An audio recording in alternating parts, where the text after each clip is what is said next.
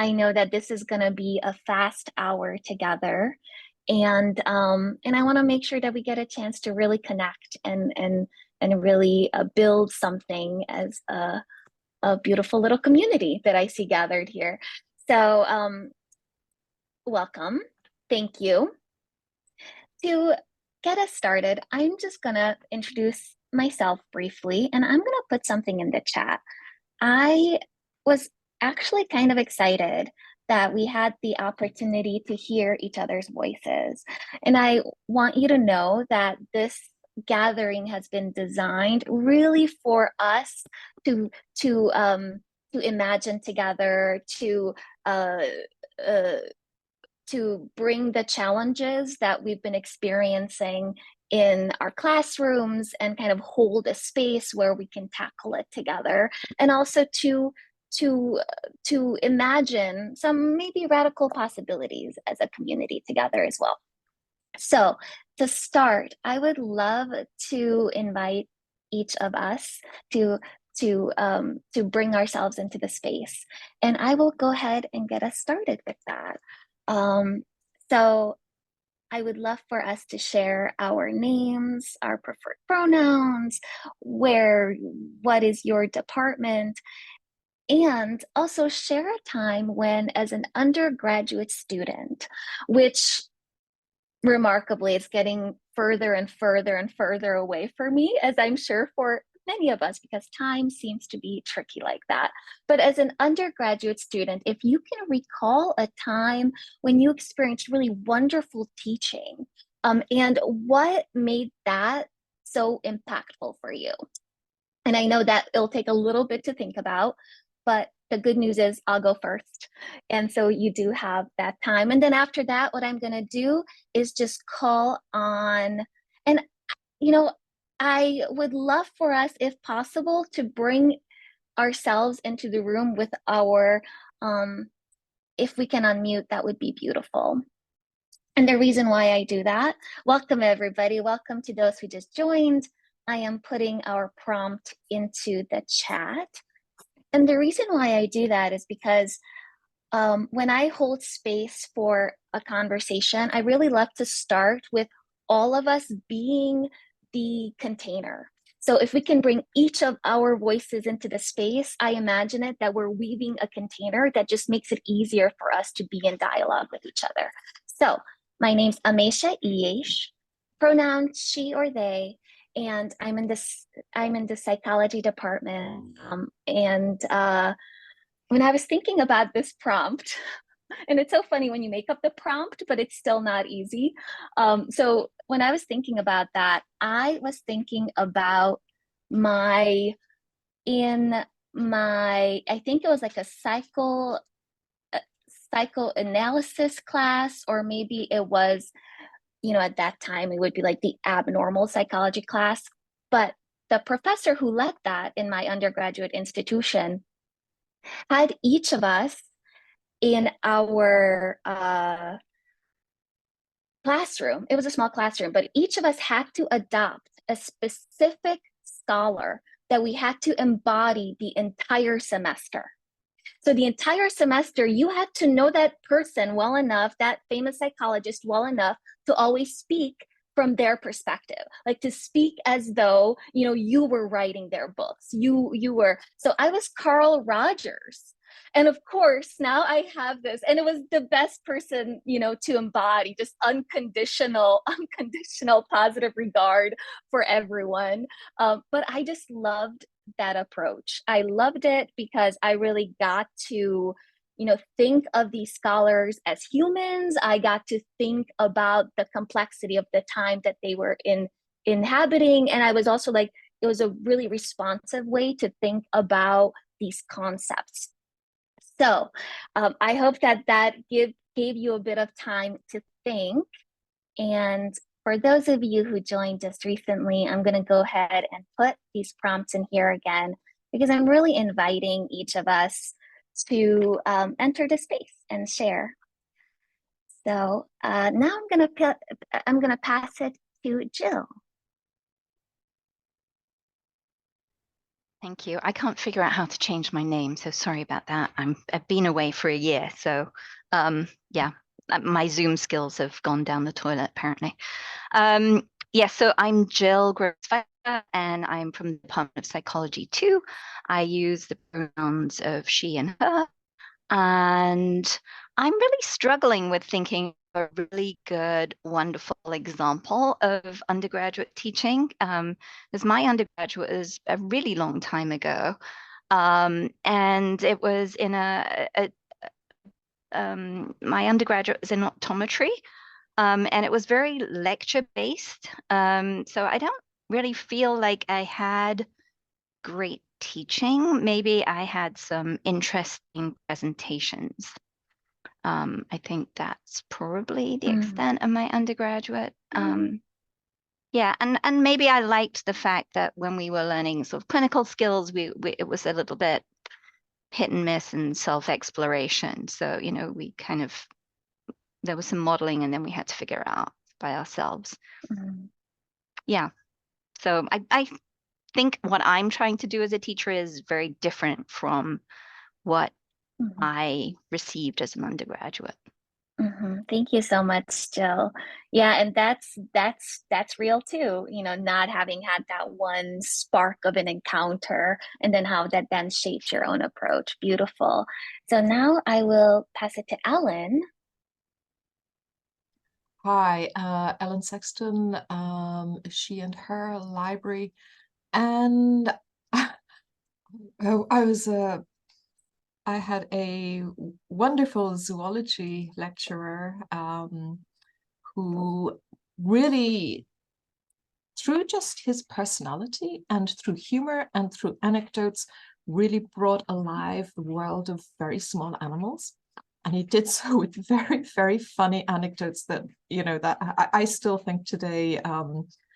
This was before the internet. This was before we had really good visuals. So he was describing characteristics using using things we could imagine. For example, a man who didn't groom himself but was very hairy and had hair growing through this string vest that he wore. He described that as a particular way of imagining what a particular animal looked like. So that was wonderful. I mean, that was inspiring.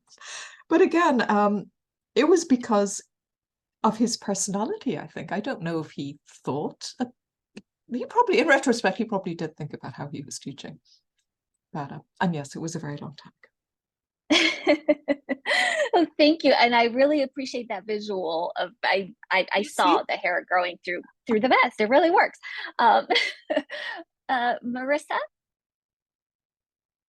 I missed the memo and put my answer in the chat, so sorry. Like Jill and Ellen, I went to college a long time ago, and teaching was different and relationships with professors was different. But I had a history professor who taught about women in China, which was not an area of like expertise for me or anything about as applicable as zoology, I would imagine, to being a librarian. Um, but we had this really lively discussion in class for once. And afterwards, she said, Marissa, would you like to come back to my office with me? And my mind was like completely blown that professors were people, like at all capable of any communication other than lecture, that there was a possibility of like continuing the conversation outside the bounds of the classroom. And it was so impactful on me that I just finished my first year as a full-timer in the sociology department. And as I was putting together my reappointment file, I emailed this professor and I said, you were the first professor to ever invite me to your office. I have wanted a professor's office ever since, never had one as an adjunct. And look at me now, guys, I'm opening up. Like, so that was not so much a pedagogical tool, but a relationship thing that seems like really important to the approach you've always shared with me, Amisha. So I thought it fit. Thank you, everyone. That is beautiful, Marissa. Thank you. And great chairs in your office. I'm jealous, just jealous. I'm gonna now call on Nikita, and if you would like to call on someone after you're done, that would be great too. Hi, everyone. Good morning. Thank you for this prompt. My pronouns are she and her. I'm in the Counseling and Human Services Department. I am terrible at math, um, or have a lot of blocks around math, for a lot of different reasons. And I had one high school teacher in math who was really fun, and all I remember is he wore SpongeBob a lot, and I actually passed that class and liked it.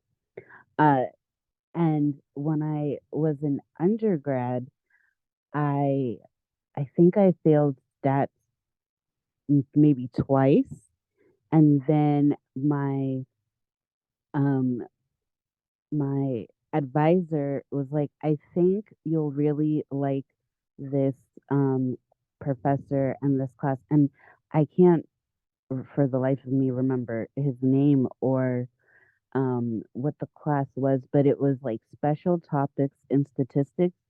And it was like using a clear lens to, I don't know, it like make statistics real and meaningful. But just the way he taught, and we also had reflection journals that we'd keep around the semester. And it was the first time I enjoyed statistics. And after failing it twice, um, I think I got better than a C, or I might have just been happy to pass. But I understood and liked it, and that I think prompted um, my research interest. Like it actually became something accessible to me. And I can't, I really wish I could remember this professor's name, because I'd love to go back and just say, hey, I didn't give up, and research has actually become a big part of my work as well. And I will pass to Sarah, since we've been in lots of workshops together this week. Thanks, Akita. I'm Sarah Martucci. I'm a lecturer in sociology. I went to a really enormous commuter school that was really focused on STEM, and I was not in STEM, so I didn't have that many very transformative experiences in undergrad. But I just remember I was always like a very sensitive kid, always obsessed with the idea of like things being fair. And it was something I was often like chastised for or sort of teased about in my family. And I went to my first intro to sociology class in my second semester of college. And I was like, wow, someone's actually naming all of the things that, that I've like felt throughout my life and not been understood around. And there's like a whole discipline that explores those ideas.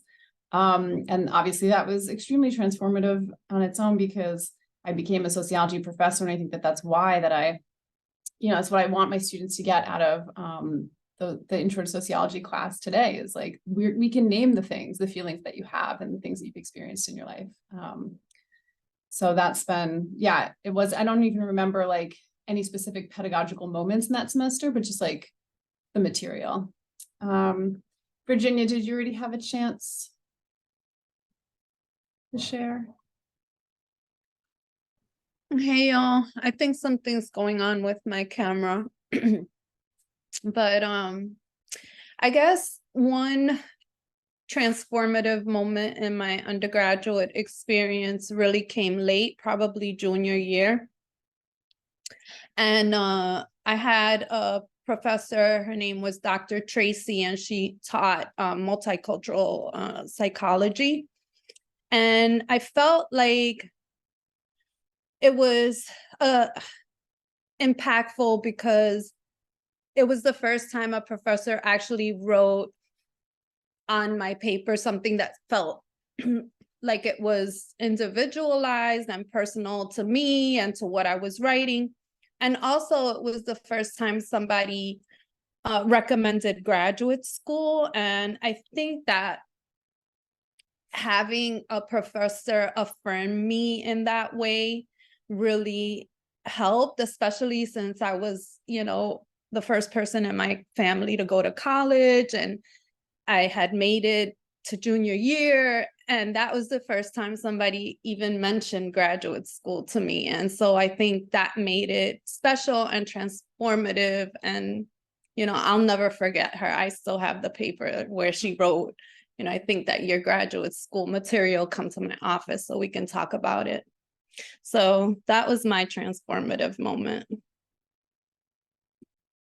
Oh, and I'll pass to Mott. Thanks, Virginia. Good morning, everyone. My name is Ma'at Erica Lewis, and I am a faculty member in the Department of Counseling and Human Services. My pronouns are she and her. And an educational experience, I think, that was impactful. Two things. One, I had a professor, Alan Kennedy, who took us, the undergraduate students, on field trips. And so he exposed us to experiential learning. And we actually came here to New York for a tour of the Fashion Institute of Technology, FIT. And there was something just transformative about like learning and being out in the field and being able to see, you know, I guess things in action. And that sort of just gave me a real value and appreciation for experiential learning.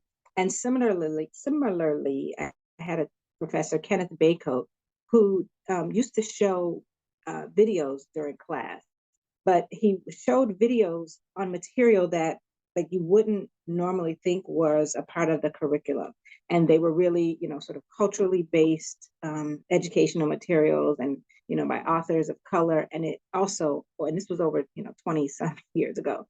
So back then it was kind of radical, you know, to be bringing in material from outside. And it just gave me a radical spirit to say, you know, it's important to learn about culture. So those are two kind of moments or elements of my learning that really had an impact. Thank you. And I will pass it to Philip. Hi, so my name is Phil. I'm a professor in psychology, and I use he, him. The thing I thought about these things as I was listening to everybody, but I did take a class in my first year that was some kind of like generic humanities class, and we were learning. We were reading books, but it was being taught by a professor from the music department, and he was very much inspired by John Cage and others whose take on music was a little different than maybe traditionally would think. So he had us do these exercises in class and outside of class, and one was to write a word on a piece of paper and to give it to another student, and then, you know, so everyone would give a word to the other student, and for whatever reason the word that I wrote had like this big impact on the other student, so that like really struck me. I didn't expect it to have that kind of impact. And it wasn't anybody that I knew, and then we were supposed to he gave us an assignment to go to a random person on campus and give them the word, and we were to say peace. And I couldn't do it. It was beyond my ability, but I still, the experience thinking about it and thinking about if I could do it was very impactful. And so yeah, I just think like, and he gave us assignments to write papers with as few words as possible. So we had to, you know, like we had like a limit of like 20 words, you know, things like very, very tight, you know, strict constrictions on what we could say. So that sort of, I think, was a impactful experience where and it was a very small class as well. We were really kind of challenged from the things we had learned in high school, which was, sort of fill the space with verbiage and stuff like that. So.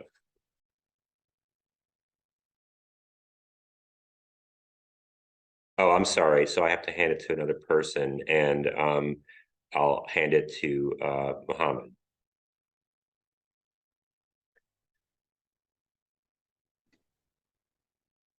Hi, this is Mohammed Islam from the Math Department, Math and Computer Science Department. My transfer moment, actually, I completed my graduation, undergraduate in a different country. High school was different country, but I have experience.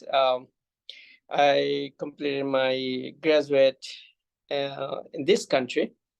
So my transfer moment is like when I took, it's a very fast moment, like when I came to this country, it is on like in early 2006, and I admitted for my graduation in 2007 after completing my first semester. There was a lot of students, but at the end, we are only 6 students on that class. So after completing that class, one day, like my chairperson called me, Mohammed, come to my office. So I went there and she offered me, Mohammed, we need a teacher. So I need to teach in our department. I'm so excited on that moment. Like I never ever accept like this. Okay. I said, I just barely came to this country. Like I have no experience that much. So I don't know like how. She inspired me a lot. Like, okay, so you know the math and you know how to handle this. Look, we have a confidence you can do that. Then my teaching start the journey 2000 until now. I'm in here. That was my great experience. Thank you. Let me handle two. I don't know who is. Okay. And everybody almost. So the 2 folks we have remaining are Shreya and forgive me Okay, if I mispronounce, but there's also Aheli. Okay, I'm gonna handle two. It's Shreya.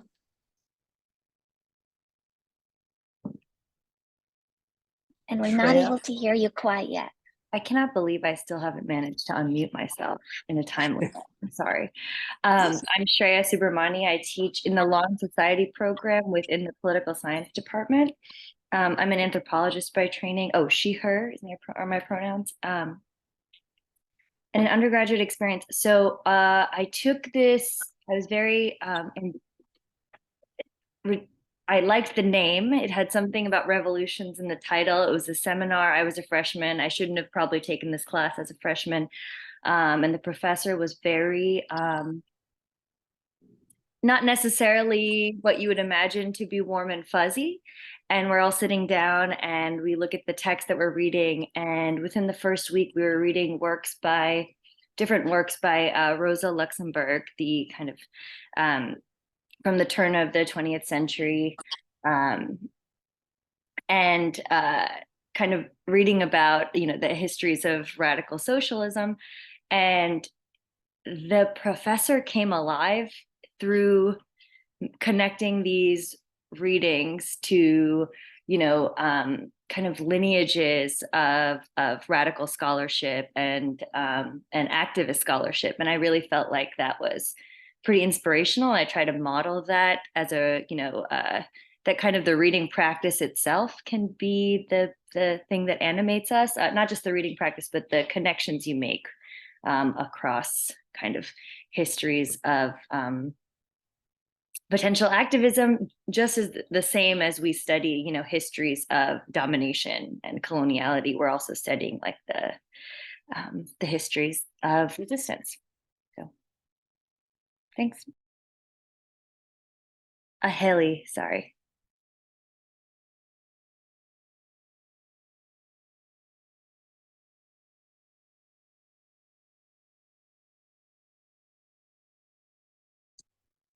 All right, so Haley, would you like to share? Yeah, I can step in. My name is Anissa, by the way. That's what's behind the A. So Anissa Haley, and I teach in the history department for a bunch of years already. So I don't really have much memories of my uni years, but I thought about my very last year of high school, if that is relevant. And we all had a class in philosophy because I didn't study in the US. And my professor was very smart, but not warm and fuzzy either. Kind of coldish and impressive, but not in a way that would draw the student. We were not afraid of her, but there was not much connections. But I loved her class. I absolutely loved her class. And what she did every single day, and now that I teach, I realize what it means in terms of grading. At the beginning of every class, no matter what we were covering in that class, it was not necessarily related to the theme or the philosopher that we were looking at or the philosophy school or whatever, she would give us a question. And we had 4.5 minutes to respond on a sheet of paper. And some people wrote a few words, others managed to write a paragraph or more. And it was just big life questions, And one that I remember was something around the issue of, are we the masters of our own bodies? And we were, 17, 16, 17, 18. And of course, it's a very different world. Experience and body experience and life that when we get older, right? So I think those kind of questions, just and the very limited time we had to grapple with it, was just great for me. I just loved having to juggle those ideas that all those questions that I had never necessarily thought about before. So she would just throw us a big bone like that, and we could chew on it on less than 5 minutes. Thank you. Thank you all for sharing these little nuggets of inspiration and reflection. It just felt good to hear each other's voices as well. I have only been at John Jay for a year. Prior to that, I spent a little bit of time in Canada. I taught at Hunter College for quite some years, and I'm still getting to know the community. So it just felt good to get a chance to sit together for a little while. And so now, I'm so glad you enjoy that prompt, Sarah. Thank you for sharing that. So I'm going to share my screen briefly. I really do want to focus on just thinking together, but for the next 10 minutes, I'm going to, unfortunately, probably dominate the speaking a little bit. So forgive me for that. Let me go ahead so you're all able to see the screen okay? Yeah? Yep. Perfect. Yes. Okay, beautiful. Wonderful. Okay, so the thing that I would love for you to do, and you can unmute or you can put it in the chat, but I want to hear what are some of the biggest challenges that you're encountering in John Jay classrooms, and just stream of thought, what, especially over the past few years, what are some of these challenges that you're encountering? And you can interpret that however you would like. You can unmute or you can put it in the chat and I will read it. So I try every semester in Intro to Sociology to cultivate readings that I think are really relevant and come from a really diverse range of perspectives and different types of media. And the students don't do the readings. And I know that, a lot of our students have so much going on in their lives, and I make it a Google Drive link, and I'm like, read it on the train. You don't even have to read all of it, just read some of it. But that's the thing that I struggle with the most. Thank you, Sarah. And I see you put basically the same thing, Shreya, is that reading, it's hard to get students to actually complete them. Any other challenges? Or can we volunteer how we dealt with that challenge, or does that come later? Oh, feel free. Yeah. Yeah, I think I've been more than 10 years at John Jay, and I only cracked it a couple of years ago. I actually feel that most of my students need more practice writing, so I give them weekly written assignment. And what I cracked is that I finally understood that I need to schedule their writing assignment the night before the class, which forced them to read a little bit. Thank you. Yeah, thank you for sharing how you've approached that. Yeah, some of the challenges that I know over the past few years I've been thinking through, and I see, Virginia, you wrote, a challenge is getting students to feel confident as learners and scholars. There was a huge learning loss because of the pandemic disruption it caused for both academic and social emotional skills. Yes, and yes, and yes, absolutely. Like that is definitely something I have noticed is how we're relearning how to be together and seeing students sort of navigate relationships in the classroom, as well as having students show up. I don't know if some of you have seen the attendance impacted over the past few years. That is definitely something I have noticed, including, what happens throughout the course of the whole semester. I've had one or two students who have simply disappeared, who I couldn't reach again, I couldn't find. And so thinking through those things, as I know we all are. Yeah, you too, Virginia, exactly. So let me. The challenge that I've been experiencing is that I want my classrooms to be very participatory and discussion based. I share a lot about myself. I think I ask really interesting questions. I come up with cool group work, and the students seem to want to be lectured. Like they have these ideas about expertise and right answers and wanting to hear from me instead of each other. And the challenge for me is, to what extent do I acquiesce their request? Because for those of you who know me, I can talk for 75 minutes without thinking about it, versus growth that comes from discomfort. And when is it not keeping the equity stuff that Yolanda and Carla presented about yesterday, by like catering to the needs of each student and their complex lives, versus knowing that growth and learning happens when you do stuff you don't want to do sometimes. That's great. Yeah. And, on that point, there's so much great research on this very issue, on the fact that deep learning happens through engagement, through grappling, through making our way through the materials. But students report liking more being lectured at. So I often bring that information to the students, like, here are some studies on what deep learning is, but how it might feel for you. So I found that to be meaningful when I give that kind of information. But thank you all. This has been, I really appreciate hearing about these challenges. And that is really how, I did this particular course design, as an attempt to address some of the challenges that I was seeing in the classroom. So for the next few minutes, I'm going to sort of share one way that I've tried to tackle some of these issues of students not reading, students not showing up, students kind of working through what it means to be in a community together after the disruption of the past few years, as you all have said so beautifully. Okay, so this design is really inspired by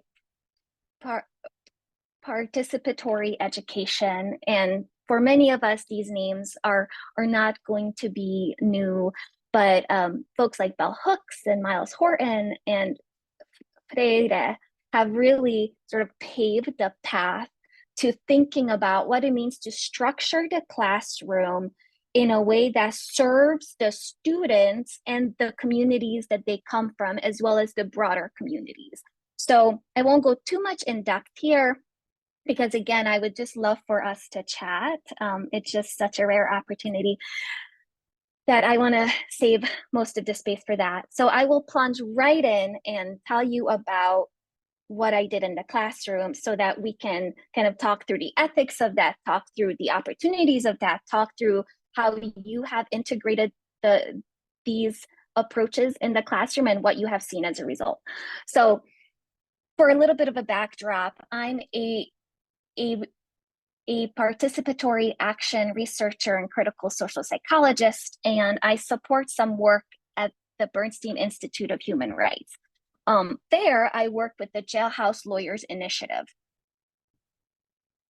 On the screen, you see the incredible person who really created this movement, Miss Jody Polk, and the Jailhouse Lawyers Initiative is a community for individuals who are incarcerated, who are advocating from the inside. So these are individuals who have taught themselves the law to not only support themselves, but also support each other. And the work that I do there is really integrate these participatory methodologies so that everything that happens at Jailhouse Lawyers Initiative is led by the membership on the inside. So I support them with these sort of strategies, which means that, which means that, you know, I have access and read and write lots and lots of letters with individuals who are on the inside, with these incredible justice advocates who are on the inside. And these justice advocates are working on some really big issues. They're working on issues related to the impact of isolation, solitary confinement. I'm corresponding with one advocate who's been in solitary confinement for 21 years straight. Writing with individuals who work on issues such as disability justice, working on issues related to violence against women and trans individuals. So a variety of really big issues that are being addressed by the advocates on the inside. So in my research methods class, as I was thinking through all these challenges, you know, how do we work together? How do I promote a sense of investment in the classroom, especially research methods, which many of us who teach that class know that most folks dread it. Everyone, I always ask people, like, why did you sign up for this class? And everyone's answer is always, I had no choice. I've been forced to be here. So in that classroom in particular, it has been so important for me to surprise them. And so this is how I brought the community into the classroom, and I brought the classroom into the community through my relationship with the Jailhouse Lawyers Initiative. So the first thing is building groups. I really invest a lot of time in that. And especially over the past few years, I noticed that need has increased. Like, it isn't just one session where people get to know each other, but I do lots of different activities for several weeks before we really get into the work, so that there's that sense of trust where we think about the capacities, what's everyone's strengths, how can we lean on each other. So doing a lot of work related to that. Then the groups receive one individual that they are supporting. So they get to know, they receive a letter. They get to know a justice advocate on the inside from this letter, and they get to know the issues that they're working on. And I don't tell them what that issue is. I ask them to read the letter, and based on that, come to what they would like to pursue for the rest of the semester as a team. Then they develop a search plan. You know, what are all the spaces you need to look in order to access information that's going to be meaningful to the justice advocate on the inside? So again, it's that context. There's this individual working on these big issues, but they don't have access to the spaces that we have access to. And when we create that search plan, we're really careful to not only look at like academic sources, and we talk about the reasons why. And that came up in our conversation as well. I believe it was Mott. You were saying that, you know, there was this expansive way of understanding knowledge in your undergraduate classroom and how that really shifted things for you. And that's also something that we think about in the research methods class, you know, who has been kept out of academia and why does that matter? And of course, a big goal is to make this knowledge accessible to someone who does not have access to that academic context. So students have to understand the material well enough to then translate it so that it can be accessible, which, you know, we don't name these things as knowledge translation, all that. It just naturally happens because the students know why they are doing this work. And then, of course, once they have, you know, gathered all the relevant resources to a particular topic, we ask ourselves, what's missing? Who's missing? What sort of methodologies are being overrepresented? And students map that out. And based on that, they design a study that could potentially fill that gap. And then we finally end that with presentation where we imagine, like, what happens if policymakers are in the room? What would we want them to know based on this experience, which is another layer of understanding how these sort of academic concepts move into the world and how they could shape the world. So in doing this design, I've really been excited to see how that helped me address some of those issues that I've been grappling with, you know, of students disappearing, of the group work really allowed people to be responsible for each other as well. You know, they were not just showing up for themselves, but they were showing up for each other as well. This whole process is a group process. So I found that part, as hard as it is for students, because there's so much pushback, as you probably know, like group work is immensely stressful. As students report being very stressed out about it, I always explain, I know that it's stressful, but here's what I've also seen. You will do better because of this group process. And you might be delighted by the things you learn from each other, you know, explaining how we will have different perspectives and challenge each other. And so kind of anticipating those things, asking students name the things that are scaring them so that we can have a conversation about it. I found meaningful. And then, of course, at the end, people are really happy with the group process. People often say, this is the first time when I made like the best friend in the classroom. And so all that has been really validating. And generally speaking, I find that overall grades are also better when I work through this kind of design, in part because people are more likely to complete the classroom, more likely to show up, and all of that. Okay, so I'm gonna go ahead and stop sharing the screen so that we can see each other.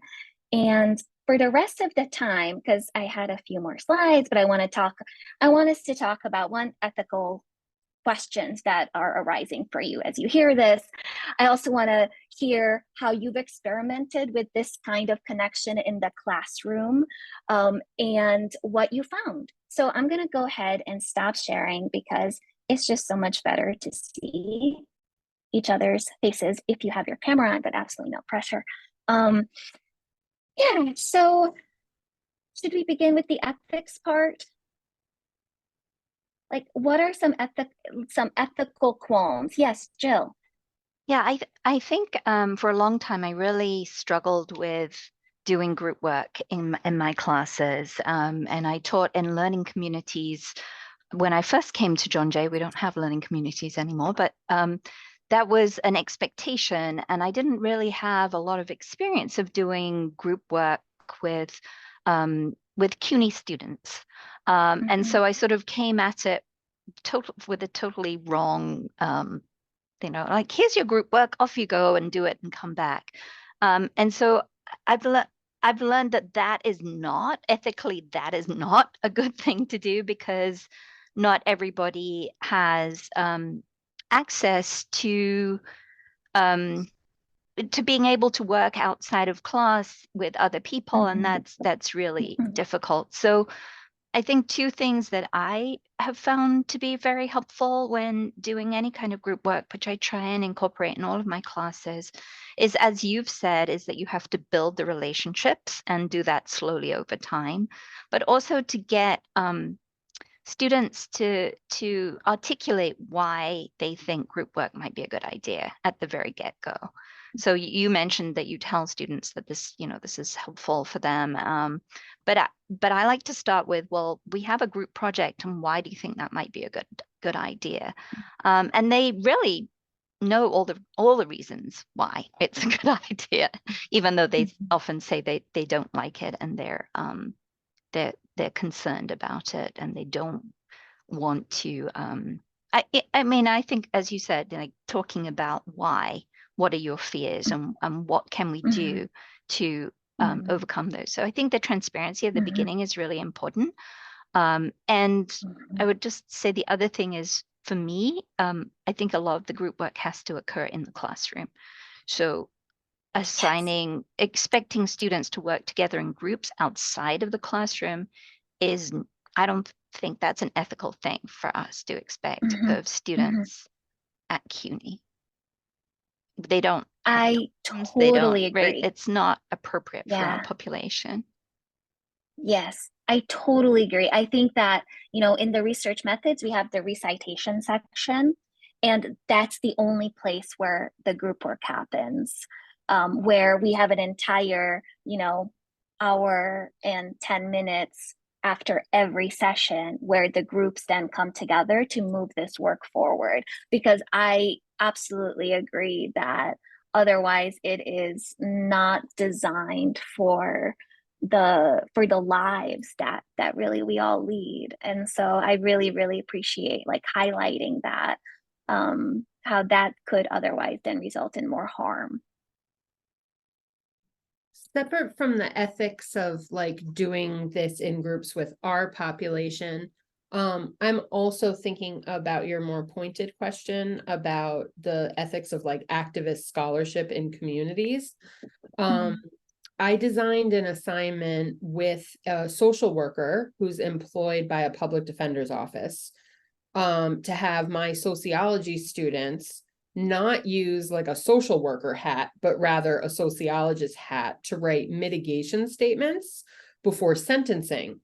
And as I was developing this project in community, one of the pushbacks that I was getting is that it creates a very specific ideological frame for students who are ideologically diverse. So there is no option to write an aggravating circumstances statement. I have an attitude going in that by reading the social histories of people who are about to be incarcerated, that this will create empathy in the students and understand the ways that sexism and homophobia and transphobia and structural racism and all of the intersections led to this behavior that's been labeled by society as criminal. And so the pushback is, there's a lot of students here who want to be prosecutors, who want to be agents of law enforcement, and who believe in incarceration as a mode of justice. And so I guess I'm tying this to your work because it's so clear that you're normalizing and humanizing incarcerated people, that through the letter, the people aren't those who should be excommunicated, but rather enthusiastically communicated with. And so while I'm totally like-minded, and have like a similar kind of idea in mind, I wonder about the ethical considerations of the prescriptive nature of the assignment. That's such a great question. And the wonderful thing is that psychology, it's a psychology course. So students are expected to navigate psychological literature related to an issue. So what does psychology have to say about alienation? What does psychology have to say about gender and violence? And they really kind of look at the pool of possibilities with the literature. And so they're just looking at evidence. they're looking at existing evidence and that is relevant to that particular issue.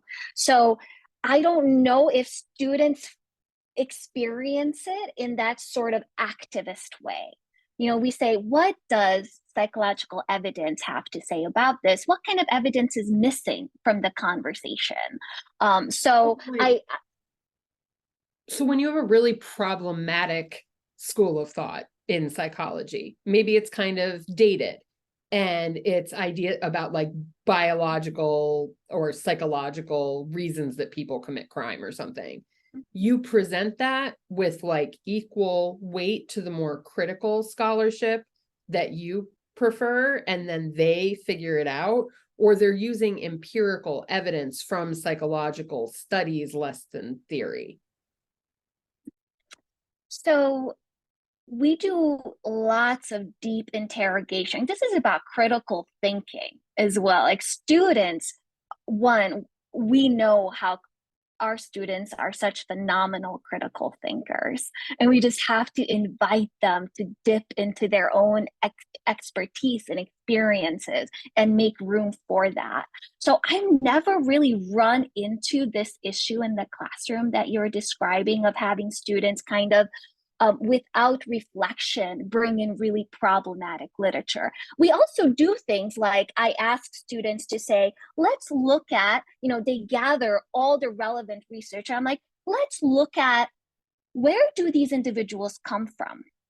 Who are these individuals doing that kind of interrogation? They're like, oh, how fascinating. Every single one of them is white. What does that mean? Could we find some scholars who are not? And what are they talking about? So these are the kinds of like critical reflection that I think our students do phenomenally. We just have to leave room for that. So I haven't run into that issue. That's the other joy of John Jay, right? Like we have a lot of students who are going into law enforcement. And so we have really great conversations because of that, you know, alongside students who are interrogating a lot of those structures. So I haven't really run into a problem around that. It's been an opportunity really for deep critical reflection. Yeah, thank you for that though. That was, some of the ethics that, is there anything else anyone wanted to, anything on your minds before I share some of my ethical qualms?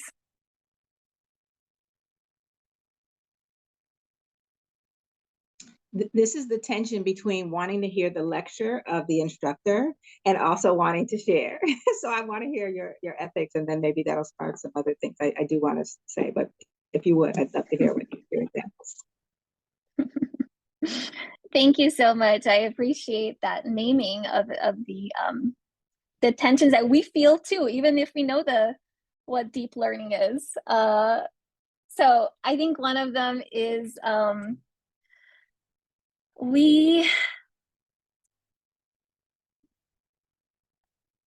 I worry about any sort of like a mentality of for those of us who are white, reflecting on that, you know, instinct to like save, that white saviorist mentality that could accidentally be introduced into it. So being really careful in how I make these kinds of connections is, I think, really important. It's not one of those let's help out people who need help kind of approaches, but we have access to these resources. How can we sort of leverage the privilege we have as we access these resources in order to make it available for others as well, which I think what a lot of us academics do, right?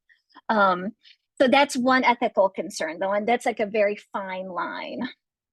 Also, the limits of academia, the kinds of literature that we have available paints a skewed reality. It isn't the full truth. And these are all things that within a research methods class, it's really important for us to think about, you know, who has had access to that sort of platform, who hasn't.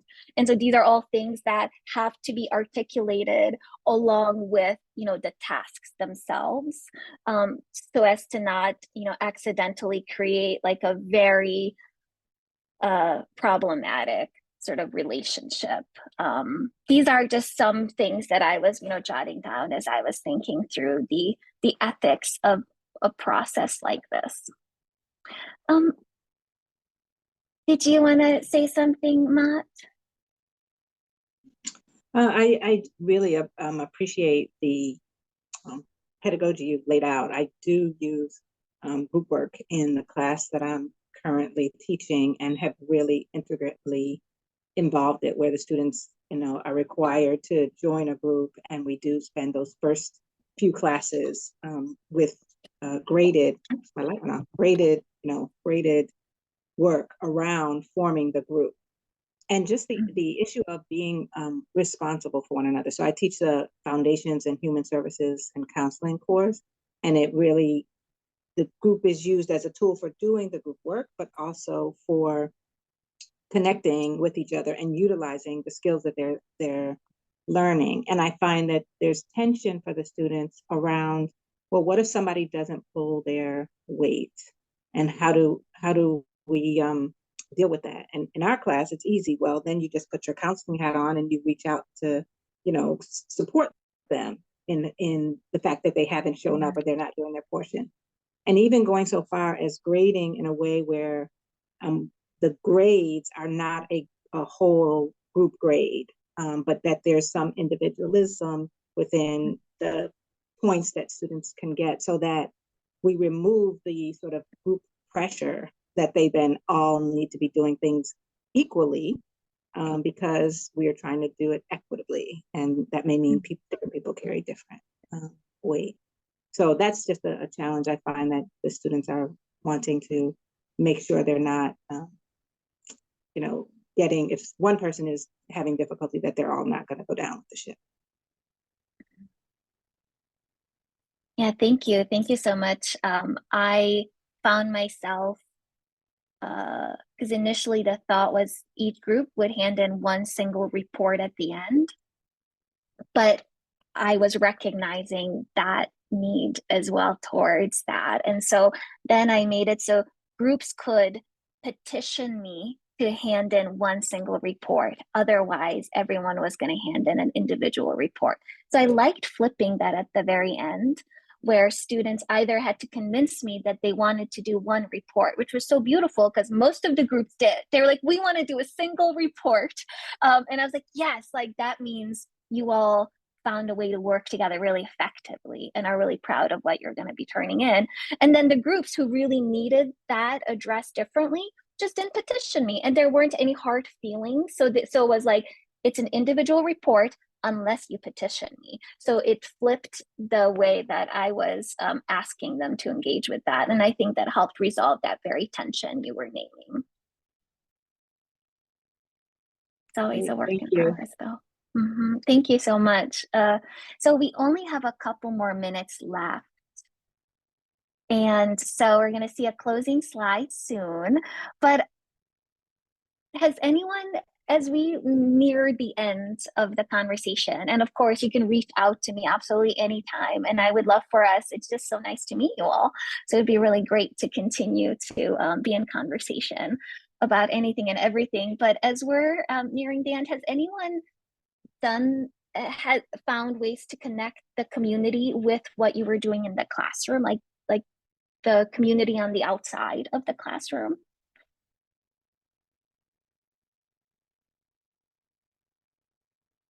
I guess, Marissa, you were talking about that like work that was happening. That was one sort of version of that. Building where students were writing those. The classroom? Not quite building community, but connecting. So some other aspect of our world and bringing it into the classroom. And if you've experimented, yeah. Yeah. I think I've shared like my attempt at bringing like a kind of what can you do that's adjacent to the criminal legal system without being an agent of law or law enforcement. Because so many of our students come in saying that they want to go into law or law enforcement, but it almost feels, and not to like infantilize our students at all, but it almost feels like when my 5th grader and his friends are like, I want to be a police officer when I grow up. And I feel like college, especially when you're undergrad, is the opportunity to see more options than you could have ever dreamed of on your own. Like as a first gen college student, it never occurred to me that I could be a professor until that professor invited me to the office. But I also think it's really important to build community outside the classroom. Like I have students that come to my office during community hour every day for no reason. They just sit around and drink coffee and talk to each other. And my office is quite small because I'm new. So the students have asked if we can start to like build an intentional community where like the department conference room can just have pizza and no agenda for people to stop by and maybe use sociology to like understand what's going on in their lives, but maybe not. And so I think those two things together bode well for creating the right framework for community for a project like this.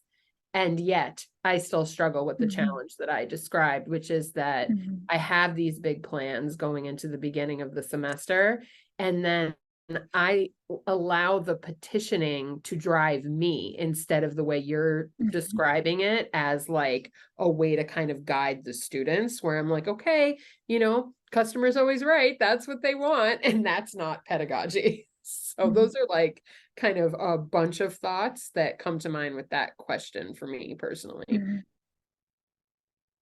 Yeah. Thank you, Marissa. And that's such a great, I think there's so many different ways to think about the value of like connecting what's happening in the classroom to outside the classroom, including like in our hallways, including in our conference rooms, like thinking about all those dynamics and how they might be relevant to what we're doing in the classroom, I think is a really great way to connect those things. So thank you for that. Okay, I respect that time is up and honor that you all might have things to do, places to be, last minute scrambling before the doors are flung open.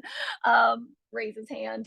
Thank you all for coming. This was a really pleasure to connect with each of you, and I really hope that we get to continue to connect.